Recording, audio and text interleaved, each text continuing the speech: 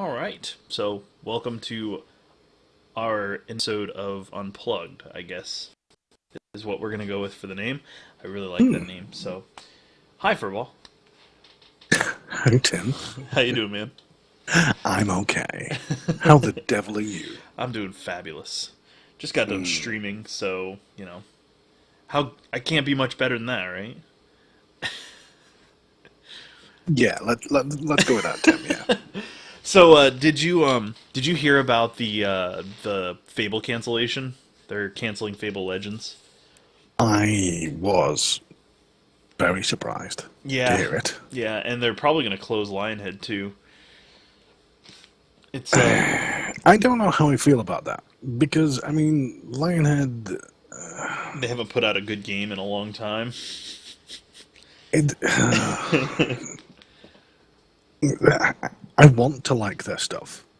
I see the good game behind The the great. horrible controls. The you know, press the kick button. It's very flashbacks to Fable 3 there. Yeah, it's I will really want to enjoy their games. I genuinely do. I think they have a wonderful art style. It's a great storytelling kind of thing. Right. But who's their lead developer again? Well, For the it used Fable. to be a long time ago Peter Molyneux. Peter He Molyneux, was thank the you. he That was the was it. knowledge behind it, and it kind of fell apart after he left. And similar deal with Maxis under EA's banner. I just find it interesting because the same exact thing happened to Maxis. They except they didn't cancel the game they were working on. They released it and then they were like, all right, we're gonna can this studio. It's like without the visionary behind the original stuff, it just kind of flounders and fails. Yeah, and it's I know he has a bit of a reputation for being a liar nowadays. A bit of a Yes. fibber. But the thing is, he's sort of like, I want that game that he talks about. I want that game. I remember Yes. when he talked about black and white and all the things that you'd be able to do, and my mind was blown. You know, having your little creature in black and white learn from your actions and things like that, and how I could, you know, pet it or or smack it if it was naughty or something like that, and it would learn and I could play with it and toy with it, and it would grow and again learn and become more intelligent and so on and so forth. Yep. Eventually going out doing tasks for itself. Okay, it was none of that. Not a little thing. Uh, but I wanted so badly to have the game that Peter Molyneux talked about. And I still do. I want that. I want the game that he visualizes. I Yes. don't want the game that I'm given, And because the game that I'm given is some it could be because I expected these things. These things would be in there, and so on and so forth. So it only leads to disappointment when I find out they aren't. But at the same time, it could be, I want the game that he talks about. yeah. That's what I want. Well, he wants the games that he talks about. And I think Yeah. I think the problem that he runs into is he gets so grandiose in his vision that he actually negatively impacts the ability to meet up with what technology can produce at the time. Like Black and White, still a great game, but for different reasons. And Mm. it truly could have been great if it was done on today's hardware. Yeah. And if it had, today's budgets and stuff. But working under the restrictions that they had at the time, I'm surprised they got as much out as they did. Mm. I mean, Yeah, like true. look at a game like The Sims. I mean, Maxis was an independent studio when that first one came out, and it was revolutionary. And I mean, Black and White was pretty was I mean, if it was a wave maker back then. It had a big impact in terms of AI and things like that. Even though it wasn't the most intelligent AI, it was a step above just about anything else that you could get in games at the time. Yeah.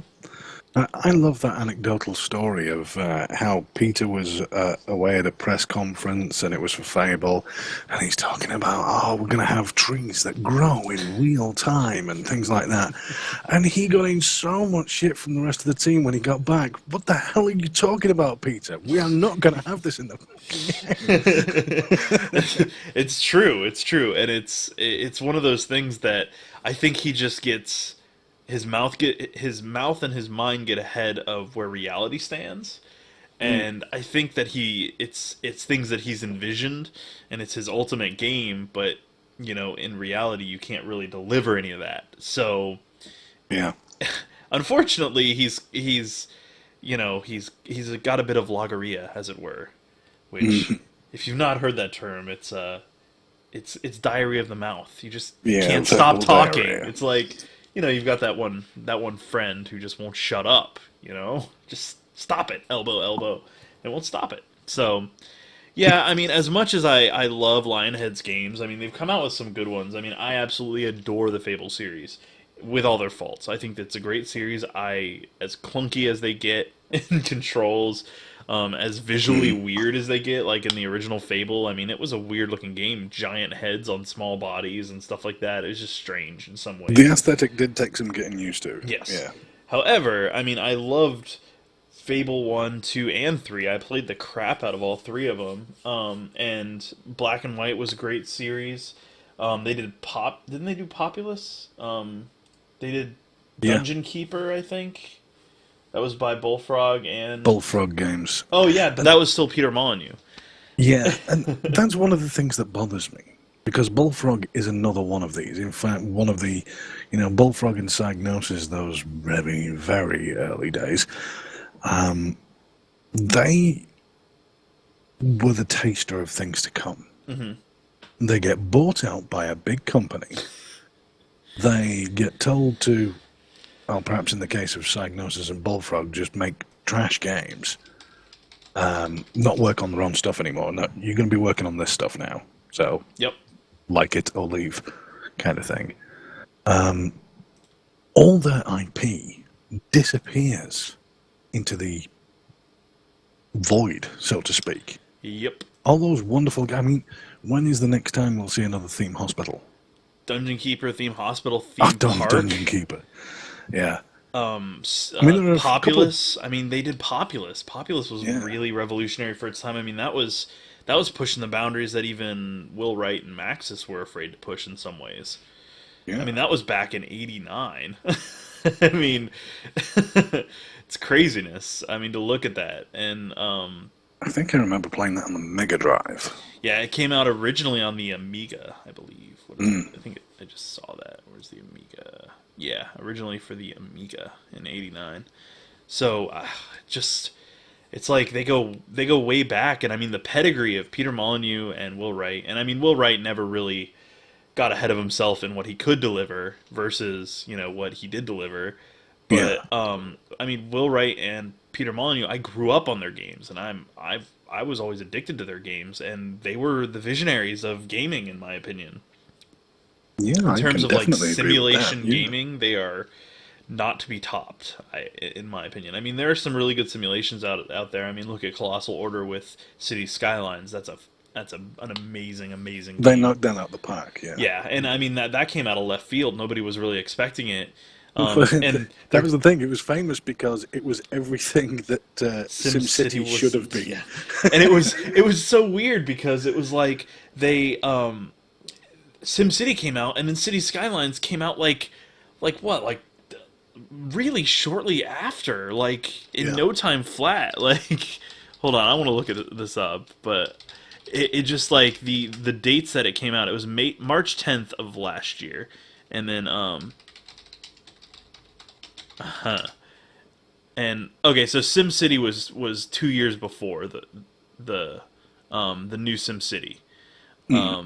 But because of the amount of changes they had, I mean, so it came out almost almost 2 years to the day of SimCity. I mean, that game had to have taken longer than 2 years to develop. So I mean, the engine and everything, It's there's a lot going on in City Skylines. So I don't think they designed it in direct response to SimCity, but I think it was very fortuitous that they were working on it at the time to really smack Maxis down. And unfortunately, I think that's what killed Maxis once and for all, is when Yeah. it came out that a Paradox Interactive published Colossal Order game could topple the behemoth that was Maxis's SimCity. I think that was kind of like a coming to God moment for EA. Yeah, it was such a strange thing because it was such a poor game in general. Yep. It's sort of like, are you taking your fans for granted, or is it you just didn't want to put the funds into the game? And that's it. I mean, EA did that with two games with Maxis's IPs. That's SimCity 4 and SimCity, or I'm sorry, The Sims 4 and SimCity. So they actually took the games and they removed features that were in the base game of the previous game, and they also dumbed down, core elements like lot sizes, city sizes, town sizes, things like that. Yeah. So it staggers me the weird choices that they've made in recent years, and then they killed it off. It's like, EA, you own this. Why don't you make them actually do their thing? Yeah. It just amazes me because that's their thing. That's Maxis's thing, is making simulation games. It's like, how do you screw that up? That's their one thing to do. And they have like all those IPs. They have Sim Ant, Sim City, Sim World, Sim Earth, Sim Farm. They just have dozens of Sim IPs that have these beautiful pedigrees back to like the 80s and early 90s that were done by like Will Wright himself. Like, the guy was brilliant. And it just boggles my mind that EA just let it go like that. They've done that with so many IPs that they've just sat on or ruined outright. Like, look at Dungeon Keeper in the mobile version. Yeah. And they just gutted it and just ate it alive. They didn't, they're like, here, pay us more money, and here's these ridiculous microtransactions. It is a widely hated game. Yes, it is. So, anyways, I kind of digress. I'm kind of sad to see Lionhead go. I really am. Not necessarily because they were doing anything great, but it's a bummer to see such a long-standing icon fall. I mean, the same thing happened to Maxis. I was pretty devastated, actually. I was pretty upset that they just totally killed off the studio. The name should stand for something, and that's what I don't get. It's like, don't kill the name, just reorganize the studio. Bring it closer in and reorganize it. I mean, there was a time where EA was a game developer. Yeah. So is this a case of sort of like either you die young or you live long enough to see yourself become the villain? And I think that's it. I think they're living long enough to have EA turn them into evil entities. And EA's been better recently, and in the last couple of years they haven't been nearly as bad as they have been in the past. That mantle goes to Ubisoft, but yeah, Ubisoft still is aren't they still a first party developer or not? Has Ubi gone full EA?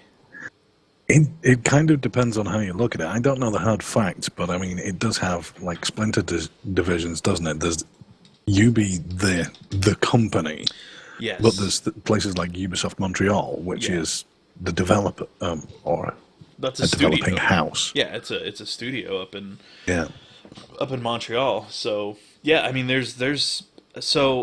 but then would you consider Rockstar the same way, because they have Rockstar North and all that, and they've the way I kind of look at it is that if it shares the name of the publisher, then it's a first tier, their developed product, and if it's a studio under that, then I would see that as something a little different. So I don't know. I'm sad to see it go. I'm sad to see them get ready to close down a studio that has such a long-standing history, even if it's mostly negative thanks to one guy, Mr. Peter Molyneux. But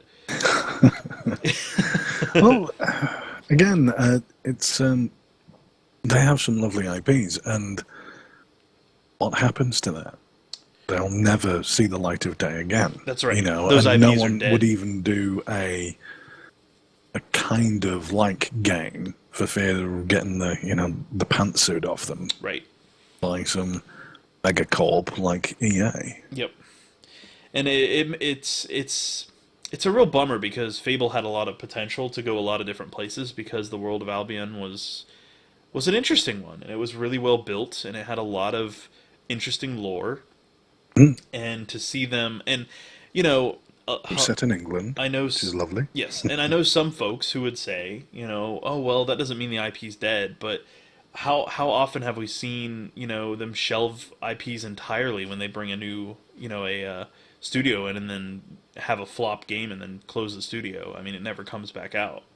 So I don't foresee them doing. I mean, they totally canceled Fable Legends. It's in beta right now. It's in beta, Yeah. and they canceled the game completely. Oh, it's so frustrating. And It kind of makes you question the logic, doesn't it? I mean, so much work and time is being put in. yep, It really must be something catastrophic for them to turn around and say, we have spent, well, if you were to believe what developers say, that games cost millions to develop nowadays, basically like a Hollywood movie budget. right. If you were to believe genuinely by the letter what they say, then seriously, the amount of money that they've put into that game to make them walk away from it, that's got to be something. Yeah, there's got to be something crazy wrong there. Yeah, like either the engine has like a fundamental flaw that they have to rebuild entirely, or somebody's stealing funds or code or something, and Yeah, something is going on that to entirely can a project this far along is, I mean, millions of dollars lost. They're biting the bullet on millions of dollars. yeah. Now, granted, it's in beta, so I guess my question is, did it hit beta and the response was so negative that they were like, "This is gonna flop. Let's get rid of it." Like, I don't know anything about it because it's I think it's a closed beta. So Now, oh, wait a second there. That brings up the question of your play testers. Your, what's the word for them? The little consumer base your sample group. your focus group or Focus group, that's yeah. it, thank you. Focus groups nowadays. How many idiotic decisions in games have you seen and you've gone, have they Q&A'd this at all? Has anybody seen this game before it's seen the light of day? Because some of the shit in this game is absolutely ridiculous. Yeah. Frequently. I mean, either the focus groups are a crowd of 14-year-old boys, that have only ever played Call of Duty, Right. or somebody's doing something wrong Yeah. somewhere. Or it's non-existent and they just Yeah, skip it. or it's a You non-existent have a focus suit group. that Yeah. says we don't want to put money into that. Yeah. So, yeah, it's mind-boggling. It makes no sense, but unfortunately, I mean, Fable Legends I think was going to be some kind of like an MMO or something. So I mean, MMOs do. I mean, that's happened to MMOs before. They've gotten long, but usually they get launched before the plug gets pulled. Mm. So I don't know. I mean, I don't know. I don't know. I don't think I have anything else for Lionhead. I'm just sad that Microsoft is pulling an EA. Mm. It's unfortunate. It is a shame. Well, rest in peace, Fable Legends and probably Lionhead. I mean, they're just talking about it, but they're going to be closing it. I mean, if they're mentioning they might close the doors, they're going to close the doors. Well, they'd have to have something special in the bag in order to keep them open because, let's face it, they've just spent the last X years working on Fable Legends. Yes. And I saw somebody on Reddit, and I mean, you got to take it with a grain of salt, say that they were one of the developers at Lionhead and they were looking for a new job because it was all but set in stone, is what they had said. And apparently And they're shuffling people to the other UK based studio, Rare, Mm. and they're trying their best. Apparently, Microsoft's being really cool about the job situation, though. They're not like just leaving people high and dry, which is a very EA thing to do, especially Mm. with their development cycle, where when development ends, your contract's up, GTFO, get out of here. Yeah. But Microsoft is actually helping with job relocation assistance to get new jobs. They're giving people priority if they apply internally to other Microsoft positions, that sort of thing. So that's really cool, That's and they're doing really good with the severance packages and decent things like of that. them, yeah. Yes, so That's they're actually being cool about it, but it's unfortunate that it's happening. And mm. yeah, I'm actually pretty surprised that Microsoft is. I mean, Microsoft's always been pretty good to its employees, but I'm just surprised a big company cares that much, especially if they're closing something. Ah, there's a bug in here. I think I caught it. All right. Nope, flew off. Awesome. But yeah, just can't believe that it's another studio getting closed. I'm just what's next? Mm. Like Sony Online Entertainment is gone recently, which became what did that become? Um, Daybreak Studios, right? Which then Daybreak Game Company, Mm. which yeah was Sony Online Entertainment. Then they had the data breach. They became Daybreak, and then the company's president stepped down in July of last year. Uh, and I mean, it's like more or less they're already falling apart. So like Sony Online Entertainment, which had amazing IPs. I mean, how many MMOs did they run? I mean, Mm. EverQuest 2, Planet side. Matrix Online, Planet Side 2, Star Wars Galaxies. God, I mean, how many did they run? And it's just like, is nobody safe anymore? Mm. It's craziness. Then I know we've talked about it before. I know this is a slight sidestep. Going back to what you were saying about, the mega cups and things like that. Hmm. I've heard rumours that, anecdotal, definitely, but EA have been asking questions about, well, how not to be EA. How can they put themselves in a better customer standing? Because they've won something like the worst company in America like 3 times in a row. Right. Um, They got that Golden Poo Award, is what it is, or whatever. yeah, and to be fair, they have deserved it in the past. Oh yeah. They That didn't is they I very think they earned like worst company ever once over even like the oil companies and stuff like that. oh Like dear yeah, God. it was pretty bad. It was pretty bad. Like I'm going to look it up, but Just imagining some black market arms dealer who's just like executed like a child slave labor, and just going, well, at least I'm not as bad as EA. Dear Lord. let me see. Oh, it was from the Consumerist. They won worst company in America. Mm.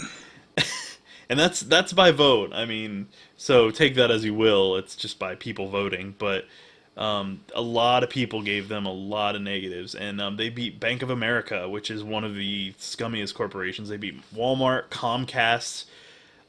If you've heard like all the debacles with Comcast, terrible customer service. Oh dear Lord, yeah. They beat Ticketmaster, which gouges on like ticket prices and stuff like that. I mean, I mean, the worst thing is American internet, for all intents and purposes. I mean, I really am not the authority to speak on this, being British, but from all my friends, you can't choose. It's like choosing between a rock and a hard place. Like, oh, I could go with Comcast and have terrible service and this, that, and the other, and have my net drop down and have like a 20 kilobit download, or I can go with the other net service, which is equally as horrific. yeah, Thank you. and yeah, here in the U.S. we have an issue with most people. It's either Comcast or you go with satellite, and if it rains, you're screwed. That sort of thing. And so I'm lucky because I have the option of Comcast or Verizon, and Verizon actually, while their customer service isn't the best, their service is rock solid. I've never really had big issues with it. I've had a couple of outages, but nothing massive, and they fixed it really quickly.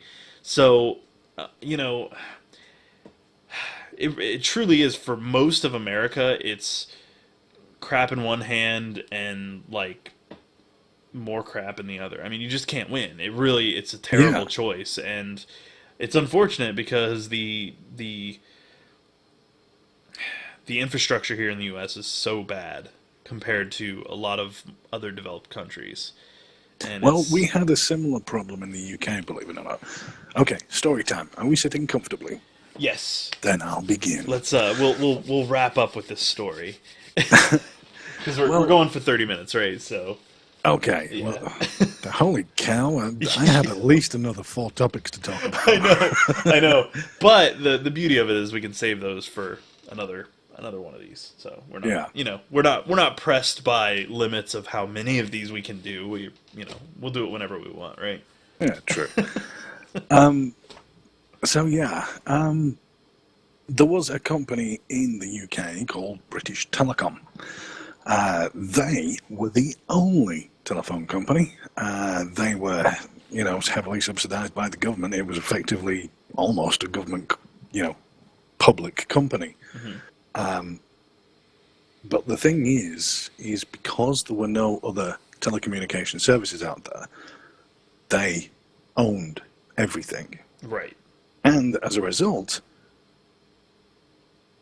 up to, how old was I? 21, 22-ish, so about 2 years ago. Wow. That's a total lie. So, about 10, 15 years ago, we still had a mechanical exchange in the next town over from us. Really? A mechanical exchange. Seriously, Victorian era stuff. Wow. You can imagine sort of like steampunk kind of like copper piping coming out the walls and stuff. With vacuum tubes and crap Yeah, like that. that whole thing. Why upgrade it when you don't have to? Well, that was the thing. That was the big shtick. You didn't have to upgrade. The entire telecoms company really dug their heels in about it until a law, an anti-monopolization law was passed, stopping people like British Telecom. They have an archaic aging system, and as a result, Great Britain was at one point ridiculously low on the broadband services standards list. We were still on dial-up. And there's, fun fact, I think there's still like 4% of America still on dial-up. Probably more than that. Yeah. At least in speed. You get out into the boonies and there's people that don't even have like underground wire to use for internet. They have to use satellite or they actually have a dish that if it's not seeing a satellite, it's not working. They don't have internet. So it's pretty bad. It's pretty bad in some places. And their speeds are ridiculously low. And you have a similar monopolization going on in America. I say similar. Yes. You have these megacorps who are digging their heels in, something fierce about updating their archaic and aging service. Right. Why give people faster interwebs when we don't need to? Exactly. And there's nothing pushing them to. It's the same thing with the mobile companies, the wireless companies. They all are mirrors of each other. They offer the same crappy service, the same limited data speeds, the same data caps, and it's ridiculous. It's absolutely absurd because the infrastructure is there to support it if they really want. Because in reality, a lot of your urban areas or your suburban areas here in the U.S. have the ability to pump quite a lot of data over your standard coax, television cable. And for some reason, it's really difficult for them to offer good service that's reliable that doesn't slow down when everyone else gets on, even though they Well, I know definitely for a have the money. fact that you can do 50 meg on that because we had a similar service in the UK that came through cable TV coax. It's ridiculous because they still use the token ring networks or token ring networks, excuse me, and that pretty much means that Why the hell would they do that? I don't know, but as more That's as not an infrastructure though. That's basically ad hoc. You might as well string a bunch of Ethernet cable across America. and that's just it. And this is in like well developed areas, and you know you're the only one on at 2 in the morning. You have no problems, but you wake up at 6:30 and want to check your email, and everyone else is checking their email. You're getting less than dial up speeds. And I know because I was on that internet in our apartment a little while back, and we had the same issue at the same time. Every day the internet would drop out entirely, no connection. Everyone in the apartment complex had no ability to do anything on the internet, and it was because they only offered one broadband carrier. I had to actually go out and order DSL through the phone line, which was faster than this crap that they were trying to push on us, which in theory, if it were set up properly, would be much, much faster because the infrastructure supports it. But the use of that kind of a network just bogs it down, and it's just it's inferior design and architecture is what it is. But anyways, I'm just so far off topic. I'm sorry. I'm getting, No, I'm getting carried we away. don't I'm care. raging and but yeah, we're past the 30-minute mark. But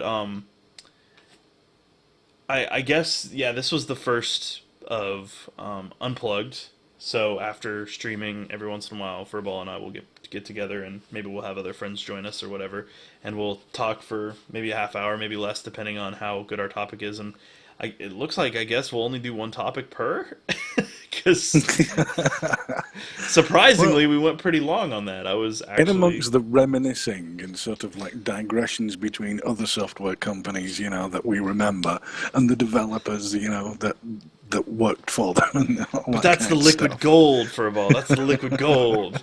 That's the dynamite, man. All right. Well, I guess we'll wrap up the first episode of Unplugged. Furball, thank you. That was a good time. It's always good to Ah, talk it's to you, man. always a pleasure, Tim. Always a pleasure. Well, thanks for joining us for our mindless ramblings, and Yeah. we'll see you next time on Unplugged.